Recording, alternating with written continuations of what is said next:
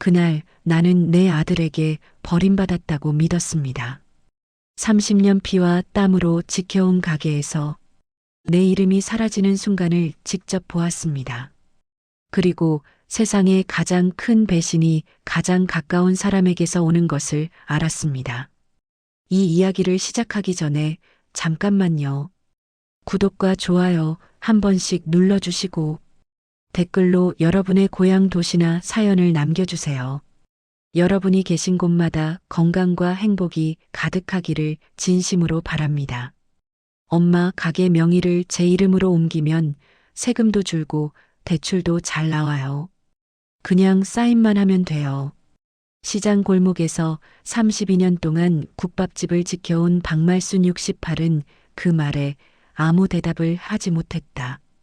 설거지물이 가득 찬 고무장갑 위로 뜨거운 그릇의 열기가 전해졌지만 가슴 안쪽의 열기와 비교하면 아무것도 아니었다. 큰아들 현우 42의 목소리는 자신만만했다.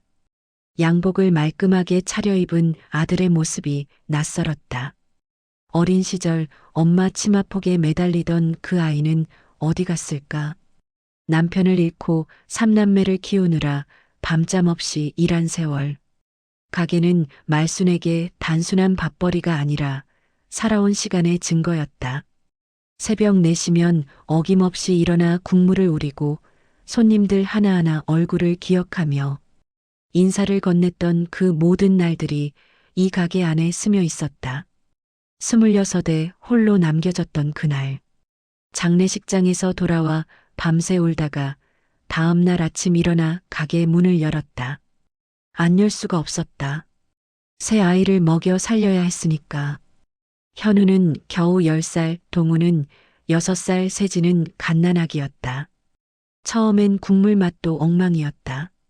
손님들이 돌아서기 일쑤였다. 그래도 포기하지 않았다. 새벽마다 시장 언니들에게 물어보고 밤마다 연습했다. 6개월쯤 지나니 단골이 하나둘 생기기 시작했다. 현우가 중학교에 들어가던 날 말수는 새 교복을 사주며 말했다. 엄마가 이 가게만 있으면 너희들 다 키울 수 있어. 그날 현우가 대답했다. 엄마, 저 커서 이 가게 꼭 지킬게요.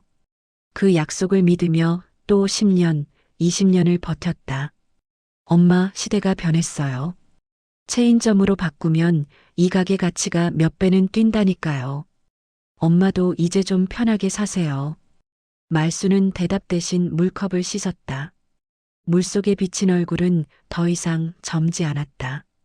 무릎은 삐걱거리고 손가락 마디는 퉁퉁 붓고 눈은 작고 침침해졌다. 그날 저녁 막내딸 세진 34이 따뜻한 차를 내밀며 말했다.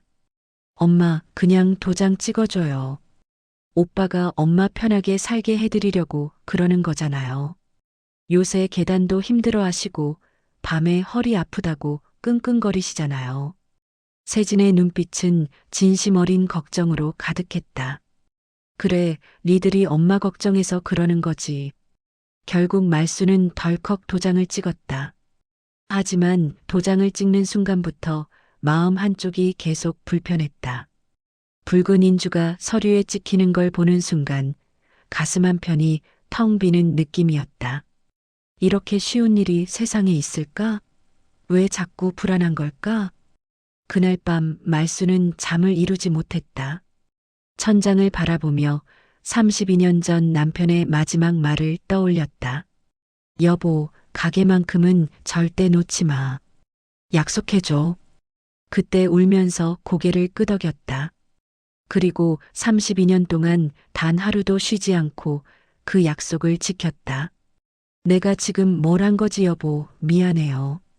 말수는 이불을 끌어안고 작게 흐느꼈다. 며칠 뒤 단골 손님 김 여사가 조용히 다가와 말을 건넸다. 20년 넘게 이 가게를 다닌 단골이었다. 아주머니 들었어요? 김 여사의 목소리가 떨렸다. 현우 씨가 곧 가게를 팔아넘긴다고 하던데요. 그리고 말순 씨 요양원 보낼 거래요. 그 말을 듣는 순간 말수는 칼로 가슴을 찌르는 것처럼 아팠다. 손에 들고 있던 국자가 바닥에 떨어졌다.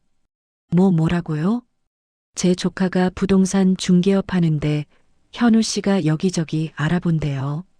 가게 시세도 물어보고 요양원 상담도 받았다는 얘기 들었어요. 김 여사의 눈에도 눈물이 고였다. 말수는 그 자리에 주저앉을 뻔했다. 밥 한 숟가락 제대로 넘기지 못한 채 밤새 눈물만 흘렸다. 결국 날 내쫓을 계획이었나. 나는 그냥 밥 장사밖에 할 줄 모르는 사람인데. 그날 이후 현우의 모든 행동이 다 의심스럽게 보였다. 가게에 들를 때마다 벽을 두드리고 누군가와 통화하며 네, 자리는 좋습니다. 유동인구도 많고요라고 말하는 모습. 그 모든 게 가게를 넘기려는 증거처럼 느껴졌다. 늦은 밤 말수는 가게에 불을 끄고 흐느꼈다. 내가 언제부터 이렇게 불필요한 존재가 된 거냐. 손으로 낡은 카운터를 쓰다듬었다. 첫 손님을 맞았던 날, 아이들 학비를 마련했던 날, 남편 기일에 혼자 울었던 날. 모든 기억이 이 가게 안에 있었다. 그런데 바로 다음 날 아침 뜻밖의 손님이 찾아왔다. 정장을 입은 30대 남자가 명함을 내밀었다. 사장님, 저희 체인 본부에서 나왔습니다. 현우 사장님께서 어머니 가게를 절대 손대지 말라고 하셨는데. 말수는 깜짝 놀라 남자의 말을 끊었다. 뭐라고요? 우리 아들이 그런 말을? 네, 아들분이 완강하게 거부하셔서요. 우리 어머니 평생 가게인데 어떻게 뺐냐고 화를 내시더라고요. 순간 말순의 가슴이 철렁 내려앉았다. 그럼 내가 오해한 건가? 하지만 그때 옆 테이블 낯선 여자가 끼어들었다. 에이, 그게 다 거칠해져. 저도 부동산 일하는데 겉으로는 안 판다고 해놓고 뒤로는 계약서 다 꾸며놨을걸요? 요새 젊은 사람들 다 그래요. 말순의 눈에서 또다시 눈물이 흘렀다. 믿었다가 다시 의심하고 안심했다가 다시 불안해지는 이 마음. 도대체 뭐가 진실인지 알 수가 없었다. 며칠 후 가게 문 앞에 임시 휴업이라는 안내문이 붙었다. 문을 바라보고 서 있는 단골들 뒤에서 들리는 말들. 아이고, 이제 국밥 못 먹는 거냐? 아들놈이 욕심 때문에 저러는 거지 뭐. 말수는 수치심 배신감 분노로 얼굴이 달아올랐다. 손이 부들부들 떨렸다. 평생 떳떳하게 살았는데 동네 사람들 입에 이런 식으로 오르내리다니. 그런데 정작 현우는 사흘째 연락도 없었다. 역시 날 피하는 거구나. 그날 밤 둘째 아들 동우 38가 무거운 얼굴로 가게 문을 열고 들어왔다. 손에는 두툼한 서류 뭉치가 들려 있었다. 평소 과묵한 동우의 얼굴에는 복잡한 감정이 어려 있었다. 엄마, 이것 좀 보세요. 동우의 목소리는 침착했지만 손은 떨리고 있었다. 말순이 손끝을 떨며 서류를 펼치자 눈에 들어온 글자는 놀라웠다. 공동소유 계약서 말순 지분 60% 유지. 리모델링 비용 전액 현우 부담월 임대료 200만 원 말순에게, 지급가게 운영권 말순에게 귀속. 그리고 요양원 계약서라던 서류는 노인 돌봄 방문 간호지원 신청서였다. 일주일에 2번 간호사가 집으로 방문해서 건강을 체크해주고 필요한 약을 챙겨주는 서비스였다. 말순의 눈에서 눈물이 주르륵 흘러내렸다. 노안경 너머로 글씨가 흐릿하게 번졌다. 32년 동안 닳고 다른 손으로 서류를 어루만지며 말순은 한 글자 한 글자 다시 읽었다. 이게 무슨 내가 잘못 읽은 거 아니야? 목이 메어 말이 나오지 않았다. 동우가 한숨을 쉬며 말했다. 엄마, 오빠가 엄마 몰래 체인 본사 사람들한테 가게 인수 검토 중이라며 과장해서 말한 거, 그거 투자 유치하려고 한 말이었대요. 리모델링 자금 마련하려고요. 은행에서 대출이 안 나오니까 투자자들한테 체인점 전환 가능성을 보여주려고 그랬던 거래요. 동우의 목소리가 떨렸다. 실제로 가게 팔 생각은 단 한 번도 없었대요. 오히려 가게를 더 키워서 엄마한테 매달 월세 드리고 엄마는 편하게 지내시라고 그런 거였어요. 엄마 명의는 절대 안 빼고요. 동우가 주머니에서 또 다른 서류를 꺼냈다. 은행 대출 거절 통지서가 여러 장 있었다. 국민은행, 우리은행, 신한은행 7군데였다. 이거 보세요. 7군데 은행에서 다 거절당했어요. 담보가 부족하다고, 나이가 많다고, 이유가 다 다르더래요. 그래도 포기 안 하고 투자자들 만나러 새벽같이 나가고 전부 엄마 편하게 해드리려고 그런 거예요. 그런데 소문이 이상하게 퍼지는 바람에 동우가 또 다른 서류를 꺼냈다. 리모델링 견적서였다. 주방 바닥 미끄럼 방지, 조명 교체, 의자 교체, 환기 시스템 개선 하나하나 엄마를 위한 것들이었다. 말순의 얼굴이 하얗게 굳었다. 입술이 파르르 떨렸다. 그럼 내가 잘못한 거니? 날 버리려는 게 아니었던 거야? 정말로? 눈물이 스르르 흘러내렸다. 며칠 동안 밥맛도 없고 잠도 못 자고 혼자 울면서 내가 짐이 됐나 생각했던 그 모든 시간이 주마등처럼 스쳐 지나갔다. 아들을 의심했던 그 밤들, 혼자 울었던 그 시간들. 내가 우리 아들을 그렇게 나쁜 놈으로 봤다니 어떡해. 말순의 목소리가 떨렸다. 평생 자식들을 믿고 살았는데 정작 중요한 순간에 의심부터 했던 자신이 너무 부끄러웠다. 68년을 살면서 이렇게 자신이 한심하게 느껴진 적이 없었다. 저도 처음엔 형 편을 들어줬어요. 엄마한테 천천히 말씀드리자. 다 준비되고 나서 깜짝 선물처럼 드리자고. 그런데 소문이 이상하게 퍼지는 걸 보고 이러다 큰일 나겠다 싶어서 오늘 형한테 서류 다 달라고 했어요. 동우도 눈시울이 붉어졌다. 엄마, 오빠가 지금 엄마 찾으러 미친 듯이 돌아다니고 있어요. 엄마가 가게에 안 계신다고 하니까 동네 구석구석 다 뒤지고 있다고요. 핸드폰도 안 받으신다고 울면서 전화했어요. 형이 우는 거 처음 봤어요. 그 말을 듣는 순간 말순의 가슴이 미어졌다. 아들이 운다고? 42살 어른이 두 아이의 아버지가 운다고? 내가 뭘 한 거야? 우리 아들한테 내가 뭘 한 거야? 말순은 서류를 꽉 쥐고 흐느꼈다. 가슴이 찢어지는 것 같았다. 문이 벌컥 열리고 현우가 숨을 몰아쉬며 들어왔다. 얼굴은 땀범벅이고 머리는 헝클어져 있었다. 양말 한 짝이 벗겨진 채로 뛰어온 듯 신발이 제대로 신겨지지도 않았다. 정장 재킷은 한쪽 어깨에서 흘러내려 있었다. 엄마 어디 계세요? 제발. 현우의 목소리가 떨렸다. 말수는 그 순간 아들의 눈빛을 봤다. 어린 시절 학교에서 혼나고 돌아와 엄마 미안해요 하던 그 눈빛 그대로였다. 초등학교 때 유리창 깨뜨리고 울면서 집에 왔던 그날의 현우가 거기 있었다. 세진이가 이상한 말해서 엄마 울고 나갔다고 해서 엄마가 오해하셨다고 해서 현우는 숨을 헐떡이며 말을 이었다. 내가 말을 너무 늦게 했어요. 진짜 미안해요. 엄마가 오해하실까봐 서류 다 준비하고 말씀드리려 했는데 그 사이에 이상한 소문이 돌아서 제가 바보였어요. 말수는 아들 얼굴을 보자마자 울음이 터졌다. 참았던 눈물이 와르르 쏟아졌다. 너나 내쫓을 줄 알았다. 내 인생이 다 사라지는 줄 알았다. 이 가게 없으면 엄마는 뭐가 되는 줄 알았어. 목이 메어 제대로 말이 나오지 않았다. 말순의 어깨가 들썩였다. 68년을 살면서 이렇게 서러운 적이 또 있었던가.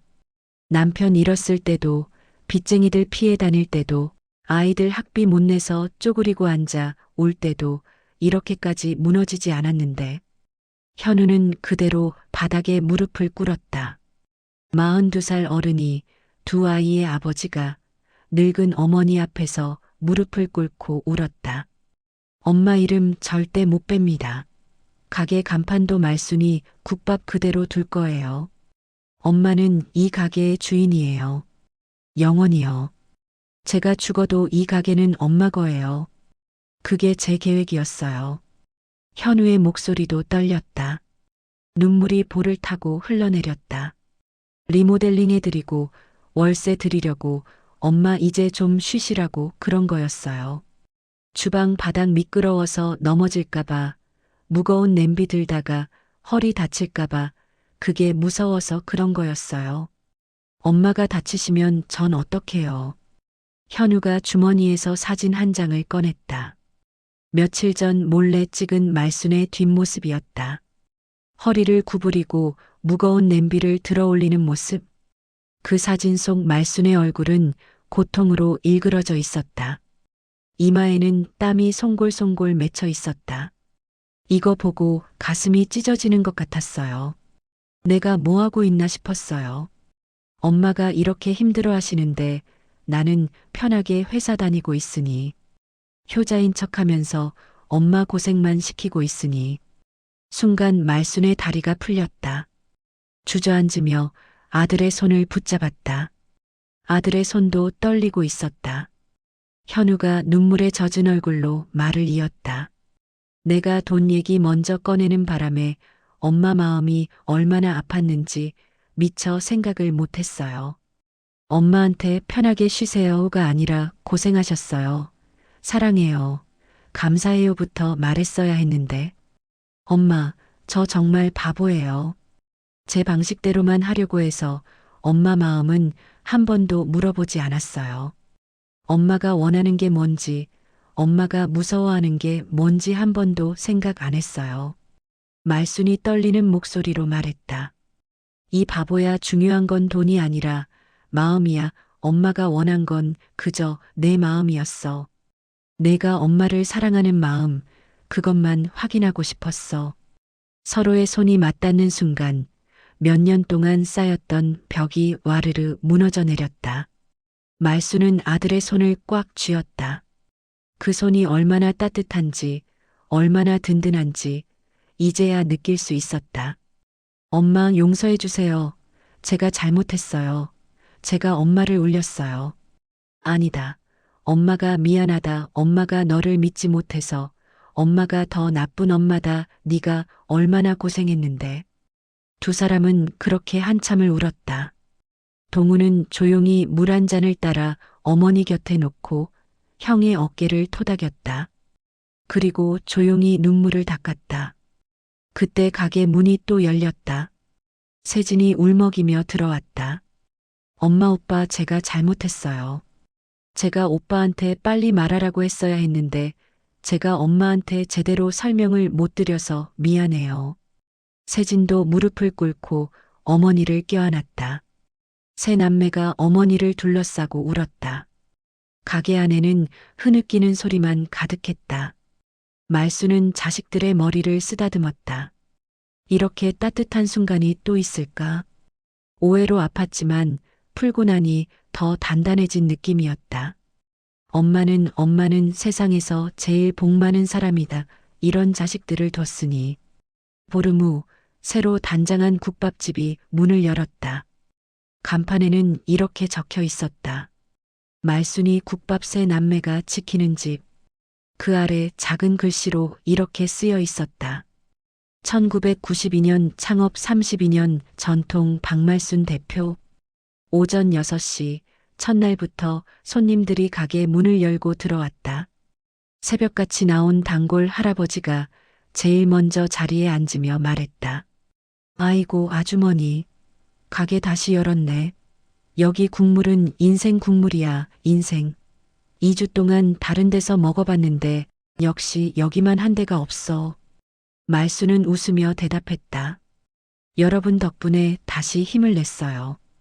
괜히 오해하고, 괜히 미워하고, 괜히 혼자 울었네요. 우리 아들이 엄마 생각해서 그런 거였는데 말이에요. 제가 바보였어요. 주방은 새로 꾸며졌지만 국물 맛은 그대로였다. 32년 동안 지켜온 그 맛. 바닥은 미끄럽지 않게 새로 깔았고 조명은 더 밝게 바꿨다. 의자도 푹신한 것으로 바뀌었다. 무엇보다 주방에 보조의자가 생겨서 말순이 앉아서도 일할 수 있게 됐다. 환기 시스템도 새로 설치해서 연기가 덜 났다. 현우는 카운터에서 주문을 받았다. 양복 대신 앞치마를 입고 손님들에게 환하게 웃으며 인사했다. 어서 오세요. 저희 어머니표 국밥 드시러 오셨죠? 오늘도 새벽부터 정성껏 끓였습니다. 세진은 홀에서 손님을 맞았다. 회사를 그만두고 가게를 돕기로 한 것이었다. 엄마, 저 회사보다 여기가 더 좋아요.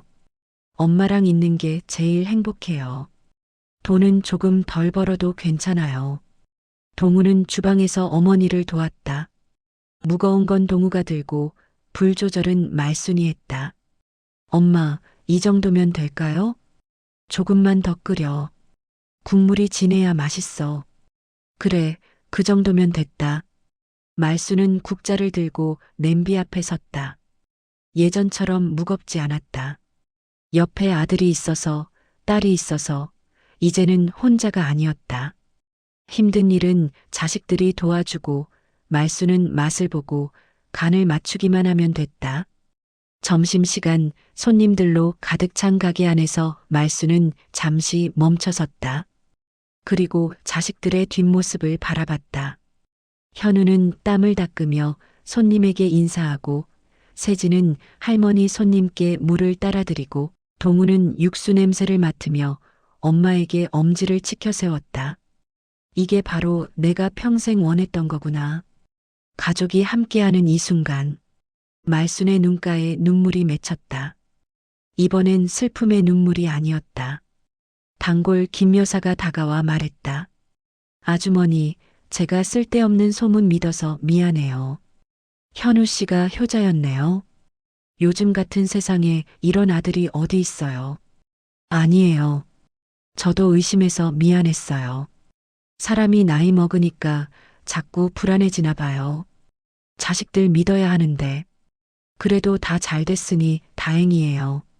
가족이 함께하니까 가게가 더 따뜻해 보여요. 국물 맛도 더 좋아진 것 같고. 저녁 무렵 마지막 손님이 나가고 세 남매가 어머니 곁에 모여 앉았다. 현우가 조심스럽게 말했다. 엄마, 이제 주 3일만 나오세요. 나머지는 우리가 할게요. 말순이 고개를 저었다. 아니다. 엄마는 매일 나올 거야. 이 가게가 엄마 인생인데 어떻게 안 나와? 대신 오후 2시부터 4시까지는 쉴게. 그때 니들이 가게 봐줘. 엄마는 집에 가서 낮잠도 자고 드라마도 보고 올게. 세진이 어머니 손을 잡았다. 그럼 우리도 매일 나올게요. 엄마 혼자 두지 않을게요. 우리가 교대로라도 항상 옆에 있을게요. 동우가 덧붙였다.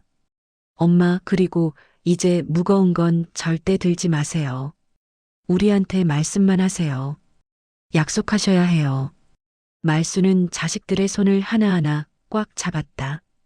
퉁퉁 부은 손가락 마디, 굳은 살 박힌 손바닥. 그 손으로 자식들을 키웠고 그 손으로 수많은 손님들에게 밥을 퍼주었다. 이제 그 손을 자식들이 잡아주고 있었다. 늦지 않아서 다행이다, 정말 다행이다 오해하고 미워했지만 다시 돌아올 수 있어서 따뜻한 국밥 김이 천천히 퍼져 올랐다. 그 향기 속에서 말순은 조용히 눈을 감았다. 여보, 보이시오? 우리 자식들 이렇게 컸소. 다 잘 자랐소. 당신이 걱정했던 것처럼 나를 버리지 않았소. 오히려 나를 더 챙기려고 하더이다. 당신 덕분이요. 당신이 좋은 씨앗을 남겨줘서. 창밖으로 저녁 노을이 물들었다. 가게 안은 따뜻했다. 시장 골목에서 32년, 아니 이제 앞으로도 계속될 말순이 국밥집의 불빛이 골목을 환하게 비췄다. 말수는 눈을 뜨고 자식들을 바라봤다. 오늘은 참 고맙고 따뜻한 날이다. 엄마가 세상에서 제일 부자야. 현우가 물었다. 무슨 부자요, 엄마? 말순이 미소 지으며 대답했다. 너희들이 있잖니.